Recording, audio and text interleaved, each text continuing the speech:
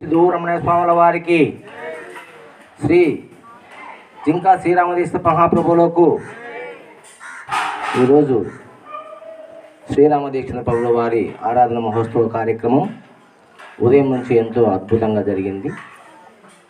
మరి మధ్యాహ్నం భోజన కార్యక్రమం కూడా మంచిగా ఎంతోమంది భక్తులు పాల్గొని మరి కార్యక్రమాన్ని చక్కగా దిగ్విజయంగా నెరవేర్చారు.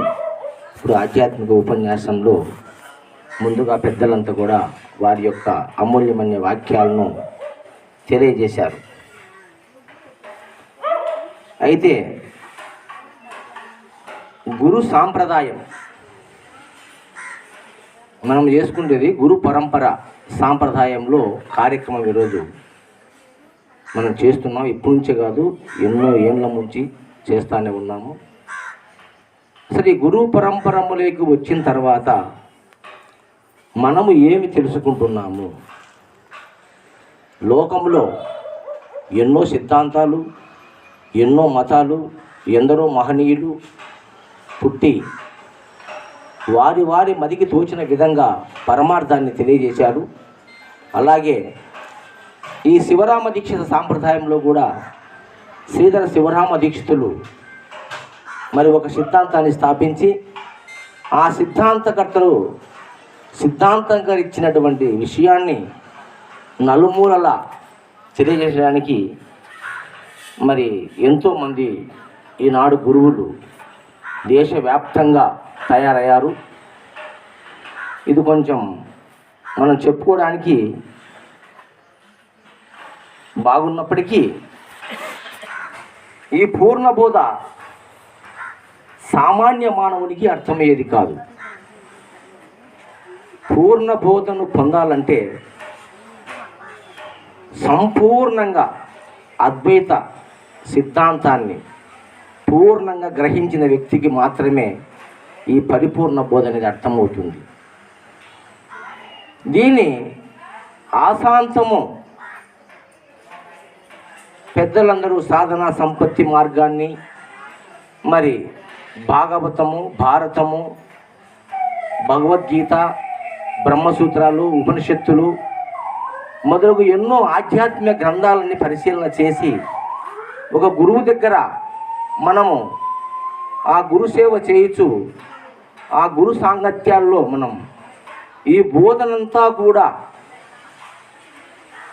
సమూలాగ్రం గ్రహించితే కానీ ఇది అర్థం కాదు. పెద్దలు ఒక సూత్రం చెప్తారు మనకు, తాపేవాడు తాపుతూనే ఉన్నాడు, తాగేవాడు తాగుతూనే ఉన్నాడు, కానీ దప్పికి తీరడం లేదు.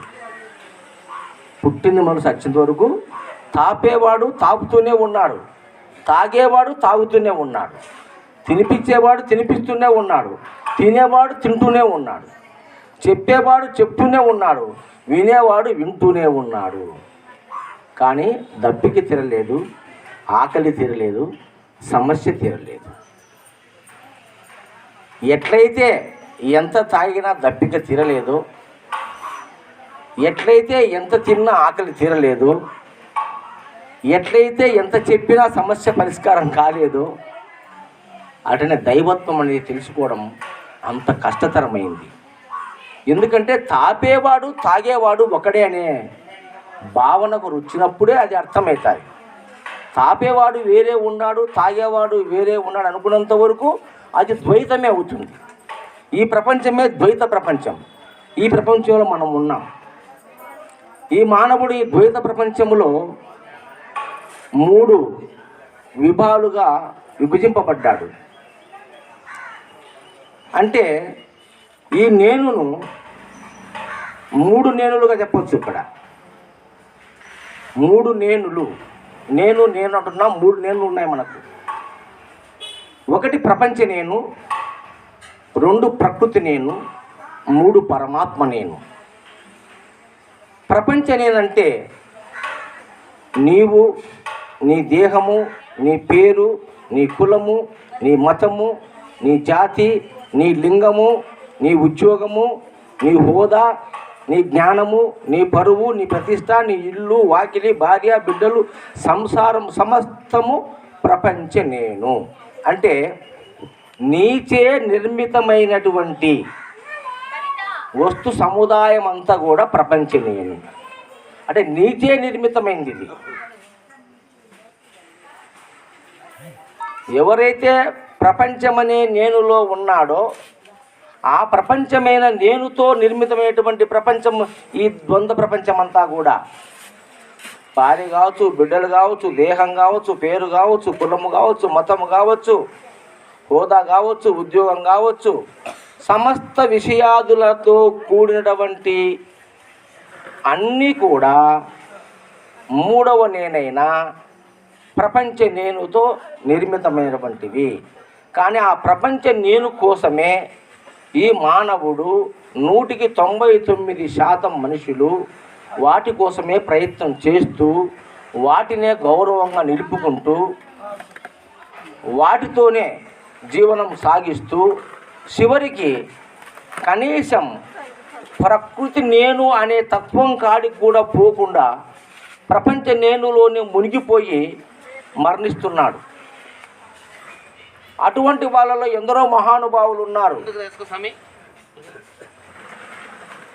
శాస్త్రకారులు ఉన్నారు, విద్వాంసులు ఉన్నారు, డాక్టర్లు ఉన్నారు, ఇంజనీర్లు ఉన్నారు, సైంటిస్టులు ఉన్నారు, మహానుభావులు ఎంతోమంది ఉన్నారు, మంచి విశ్లేషకులు ఉన్నారు, అనర్గళంగా చతుర్వేదాలను చెప్పేవాళ్ళు ఉన్నారు. అసలు ఈ బ్రహ్మ జ్ఞానాన్ని పుక్కిన పెట్టుకొని ఆపోషణ చేసి పోషించేలాంటి ఎంతోమంది మహనీయులు ఈ భూమిలో ఉన్నారు. వాళ్ళంతా ప్రపంచ నేనులోనే ఉన్నారు. కనీసం ప్రకృతి నేను వరకు కూడా వాళ్ళు రాలేకపోతున్నారు.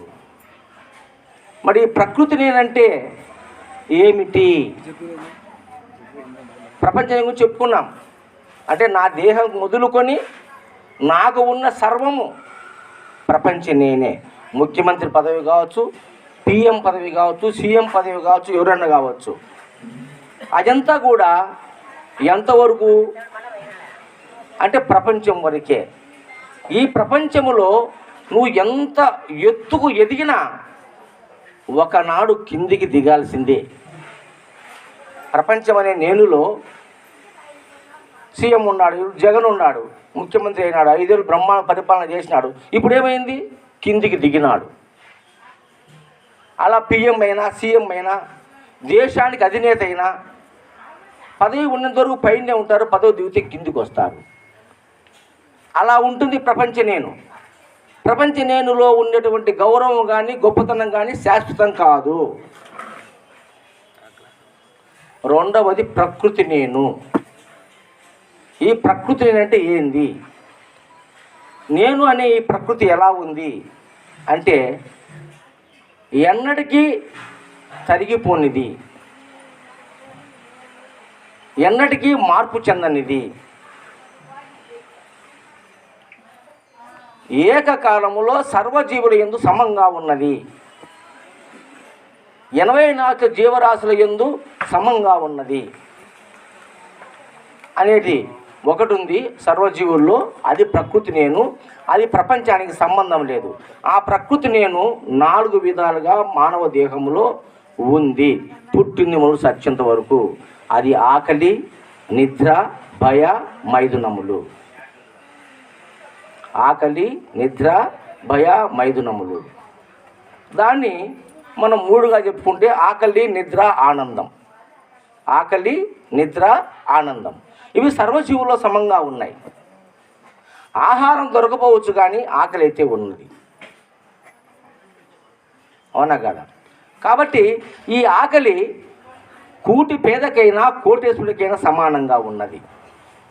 నిద్ర పండితుడికైనా పాముడికైనా సమానంగా. అందుకే అన్నమయ్య చెప్తాడు, నిండార రాజు నిద్రించు నిద్రయునొకటే, అండ నుండు బంటు నిద్ర అది ఉన్నొకటే, చండాలుడుండేటి తరి భూమి ఒకటే, మెన్నైన బ్రాహ్మణుడా మెట్ట భూమి ఒకటే, బ్రహ్మమొక్కటే పరబ్రహ్మమొక్కటే, పరబ్రహ్మమొక్కటే పరబ్రహ్మమొక్కటే. ఒకటే, అది బ్రహ్మస్వరూపం, అది ప్రకృతి. కాబట్టి ఆకలి, నిద్ర, ఆనందం, జననం, మరణం, ఈ 5 ప్రకృతి నేను, వీటిని ఎవ్వడు మార్చలేడు. ఇది డబ్బు పెట్టి కొంటే వచ్చేది కాదు. దీనికోసం ఏ సాధన అక్కరలేదు. జననం వస్తుంది, మరణం వస్తుంది. నీ ప్రపంచమైన నేనులో చేతులు లేవు ఇవి. ప్రపంచ నేను చేతులు ఇవి లేవు. ఇది ప్రకృతి నేను, ప్రకృతి ప్రసాదించింది. ఇది దైవ ప్రసాదం. జననం, మరణం, ఆకలి, నిద్ర, ఆనందం. ఇక మూడవ నేను పరమాత్మ అనే నేను. అది ఈ రెండిటికి బిహైండ్గా ఉంది, అంటే ఈ రెండిటికి అతీతంగా ఉన్నది. ఈ అన్నిటికీ మూలమై ఉన్నది. అది శాశ్వతమై ఉన్నది, అది సనాతనమై ఉన్నది.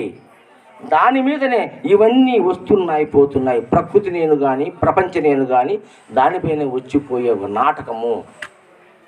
సినిమా తెరపైన బొమ్మ ఎలా కనపడుతుందో అలా ఈ ప్రకృతి నేను, ప్రపంచ నేను, ఆ పరమాత్మ అనే నేనులో నటిస్తూ ఉన్నాయి.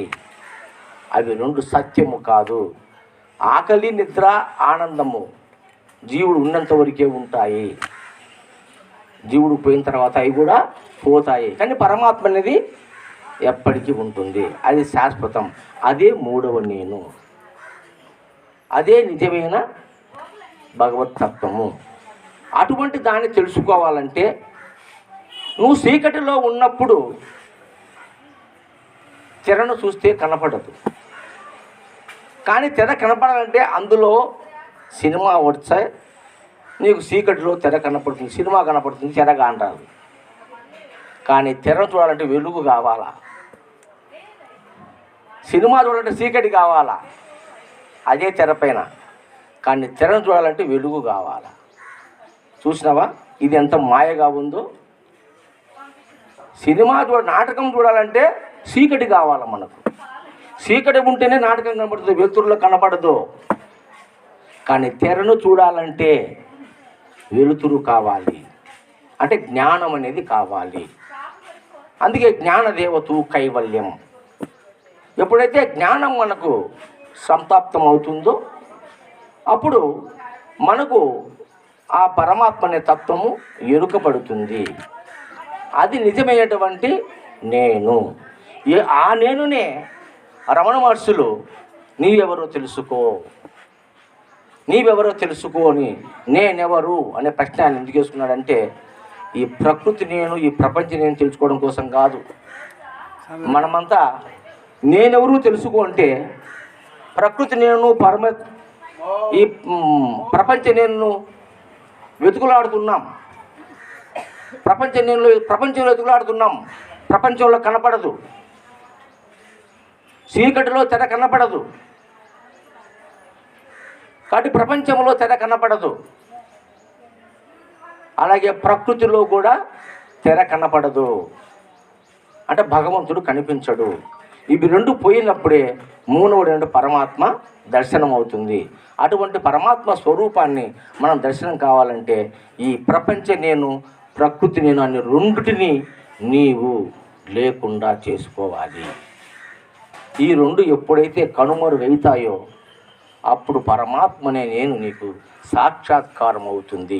దాని గురించి ప్రయత్నం అవసరం లేదు. ఉన్న దేవుణ్ణి తెలుసుకోవడానికి ఎలాంటి సాధనలు అక్కర్లేదు. సద్గురువు ఉంటే చాలు.